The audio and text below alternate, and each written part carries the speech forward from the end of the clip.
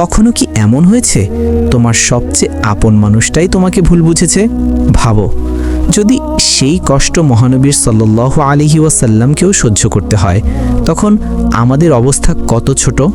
একদিন নবী করিম সাল্লাল্লাহু আলাইহি ওয়াসাল্লাম ইসলামের দাওয়াত নিয়ে তায়েফে যান। ভেবেছিলেন হয়তো এ শহরের মানুষ সত্যকে গ্রহণ করবে, হয়তো তারা মক্কার মানুষের মতো নির্যাতন করবে না। কিন্তু না, তারা শুধু ফিরিয়েই দিল না, বরং শহরের দুষ্ট ছেলেদের পিছনে লাগিয়ে দিল।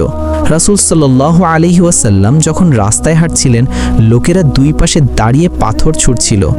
একটির পর একটি পাথর তার পবিত্র শরীরে আঘাত করছিল। রক্তজবা হয়ে গিয়েছিল তার গোড়ালি। এত কষ্টেও তিনি বললেন না, হে আল্লাহ, এদের ধ্বংস করে দাও।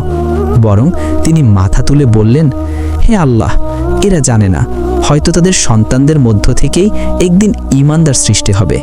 এটাই ছিল তার করুণা, তার ধৈর্য, তার অসীম আশা। যে মানুষ তাকে রক্তাক্ত করল, তাদের জন্যও তিনি হেদায়েত চাইলেন। এই ঘটনা আমাদের শেখায়, মানুষ যতই কষ্ট দিক না কেন, মুমিনের শক্তি প্রতিশোধে নয়, ধৈর্য আর দয়ার ভেতরেই লুকানো।